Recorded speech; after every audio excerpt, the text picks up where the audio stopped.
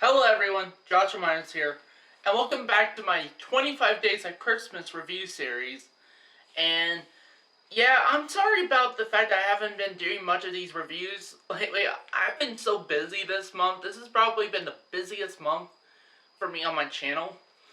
Not only have I been trying to, finish up different review series, like I still need to finish up my Star Wars franchise review series. In fact, right now I'm currently rendering my review of Rogue One: A Star Wars Story.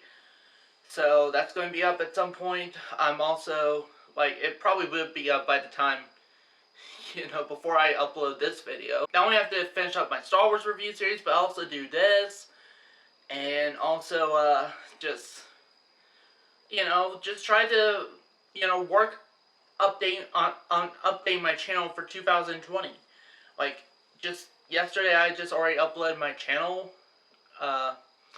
my brand new channel intro for 2020, as well as my channel trailer for next year. So yeah, this month has just been super busy for me. Plus I've been having to do a lot of stuff with, just average stuff that goes on in my life, that goes on this month, especially Christmas, I've been having to work on stuff with Christmas and all that. So yeah, it is a pretty busy time for me on YouTube. So I do apologize if I'm not going to be able to get the 25 Days of Christmas review series up in time, or even the Star Wars franchise review series. So I do apologize for that. I hope you guys can understand that. I'm honestly just surprised I was able to pull all of this off, even the way I have it going. But anyhow, I did watch yet another Christmas related movie for my 25 Days of Christmas review series, and that being the Santa Claus Free the Escape Clause from 2006. 25 Days of Christmas review series. And yeah, I'm sorry about the fact I haven't been doing much of these reviews lately. I've been so busy this month. This has probably been the busiest month for me on my channel. Not only have I been trying to, finish up different review series, like I still need to finish up my Star Wars franchise review series. In fact, right now I'm currently rendering my review of Rogue One: A Star Wars Story. So that's going to be up at some point. I'm also, it probably will be up by the time, before I upload this video. So, and yeah, and not only that, I've been also, not only have to finish up my Star Wars review series, but also do this. And also, just try to, work update my channel for 2020. Just yesterday I just already uploaded my channel, my brand new channel intro for 2020, as well as my channel trailer for next year. So yeah, So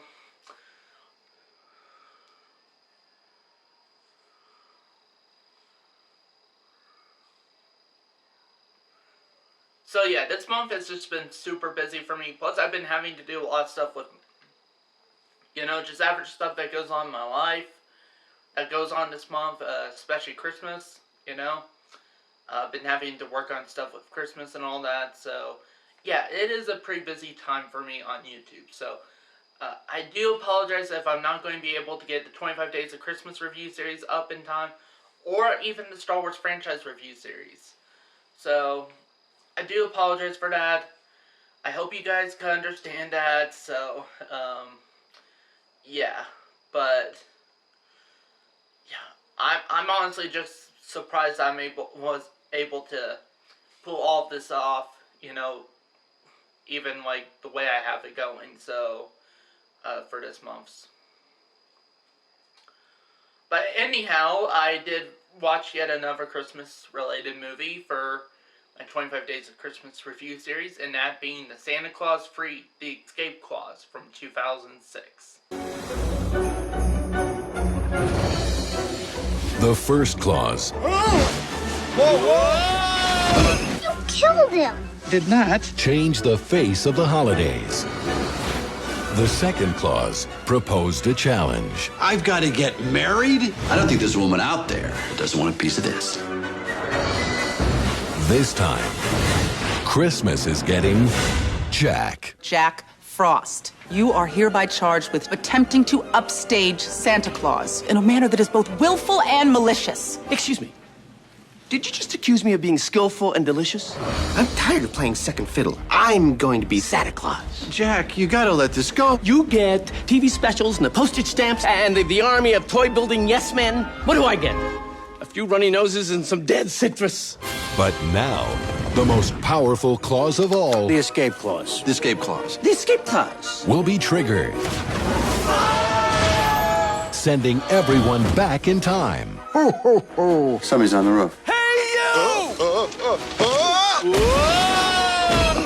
That coat belongs to me! And it will knock one Santa out You hit me with a shovel! and let another slip in. You tricked me! You're not Santa anymore. You're just a guy who smells like a cookie. This is so wrong! On Disney DVD, We'll call Christmas Frostmas. the future of the holidays will be at stake. I've done it. What have you done? And the final chapter will begin in the greatest Santa story ever told. I'm gonna make everything good again. Walt Disney Pictures presents Tim Allen, Give me a status report. Your pants are on fire. Yes, they are. Martin Short, I'm Jack Frost. Okay, chill. I invented chill. Hey, Mom! Santa Claus 3, The Escape Clause. Ho, ho, ho! The Santa Claus 3 stars Tim Allen, Elizabeth Mitchell, Judge Reinhold, Wendy Crewson, and is directed by Michael Lindbeck. The plot of The Escape Clause is that, as Christmas nears, Scott Calvin invites the in-laws portrayed by Anne Margaret and Alan Arkin. But the holidays take a chaotic turn when Scott discovers a way out of his Santa Claus. And the mischievous Jack Frost, portrayed by Martin Short, puts a big freeze on Christmas's big cheese. Now, unless Scott can get his job back in a Saint Nick of time, it's going to be a very glacial Frostmas all around the world. What are my positives with this movie? Honestly, there's still some interesting ideas in this movie. Like, I do like the whole idea of, the Hall snow globe stuff and that. The idea of the escape clause is pretty interesting, whoever's the current Santa and that, if they, not wanted to become Santa, wish they never been Santa, there's a way, for them to do that, actually. So, all that stuff is kind of interesting, and, I think maybe putting the character of Jack Frost would have not been that bad of an idea, because that's a character we have, festive character we have not seen in this franchise until this point. Also, some of the set designs are actually still pretty good, actually. I mean, you could still tell they're clearly sets, but they're still pretty good. Plus, it's still cool to see all the other mystical beings there still from the second movie, and they have a lot more screen time in this film.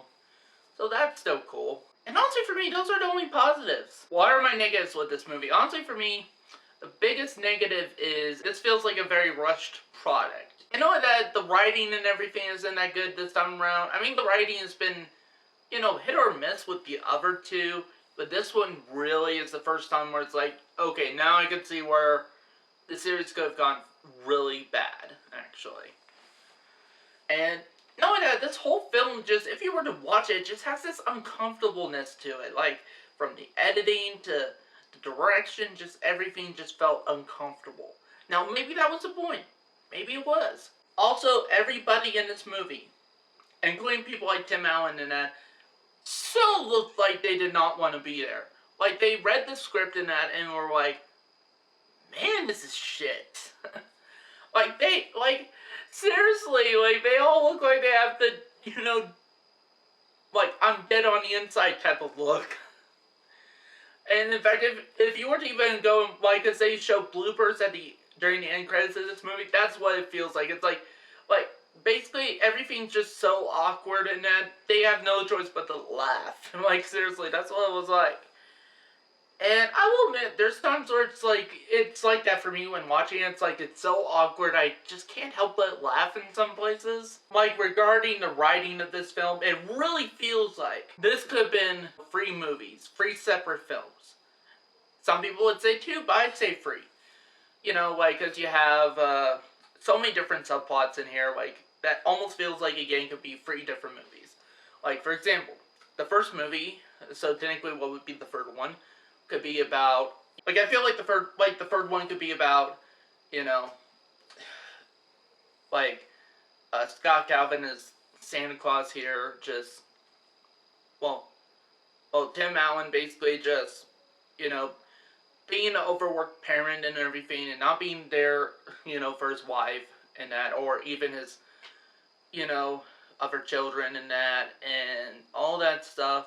As Christmas gets near and that, he's having to worry about, you know, then he eventually gets the news that he has, you know, him and Carol is now having a baby, you know, and that kind of stresses him out and everything.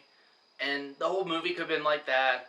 Then you get to the fourth movie, and basically it's about still trying to keep everything working for Christmas, you know, with, you know, trying to, you know, like, every few seconds it seems like, oh, the baby's coming, but it really isn't, and that. And then maybe you could introduce Jack Frost into the mix, and that, and, you know, him adding to all the problems. And then the fifth movie could be really, you know, the whole time travel element, like, they throw in. Very, like, they throw in the time travel element, just, it feels like it was shoved in. So that's why I feel like it feels like 5 movies. And for the time travel element, it didn't make sense, like, and for me, what I would have done with the time travel element, if that's the case, is maybe, you know, it was more to teach Scott Calvin a lesson, like a different lesson than what it did, and that's, you know, like, maybe, you know, the reason why Jack Frost is going after him and wanting to be the new Santa is not so he could turn the place into a theme park and that, but actually show what the real meaning of Christmas is in that, because, you know, even Scott's, like, version of Christmas is, you know, this whole over-commercialized, you know, nature of Christmas, you know, and that's not what Christmas is at all. And I guess they tried to do that, but the fact that, you know, again, Scott Calvin's Christmas was, you know, like, very commercialized and, you know, all that stuff. It was all about the toys and everything. And Jack Frost was the same thing, just there were some slight differences. So, for me, I would have had it to maybe where Jack Frost really showed the true meaning of Christmas in that, and maybe, you know, that could be kind of a lesson for Scott, and be like, oh man, what have I done? I wish, you know, I wish I had seen it sooner and that, and, you know, something like that instead. I think that would have been much more powerful, and as far as the time travel aspect goes. And yeah, again, this really feels like 3 different movies crammed into one.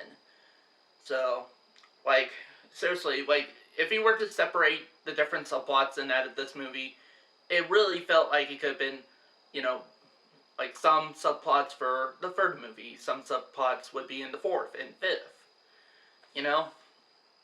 And knowing that there was nothing really funny about this movie other than just some awkward moments. Like, it was so awkward you kind of have to laugh at it. But other than that, nothing genuinely funny, and nothing particularly charming too. But even Tim Allen's performance isn't as good this time around as the other 2 movies. So with that said, I'm going to give The Santa Claus 3, The Escape Clause, a 2 out of 5 stars. This isn't good. There's just so many, you know, stuff going on in this movie.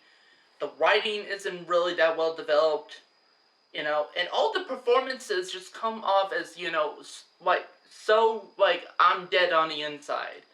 And, you know, just, this isn't a pleasant movie at all, really. I do know this movie was nominated for several Razzie Awards at the time it came out, so that's gotta be saying something. And honestly, I'm not really that surprised that they didn't end up making more of these movies after this one. Especially with how big of a flop it was and everything. So that's it for this review. thank you guys for watching, and I hope you guys have a Merry Christmas, or whatever you guys celebrate now. See ya.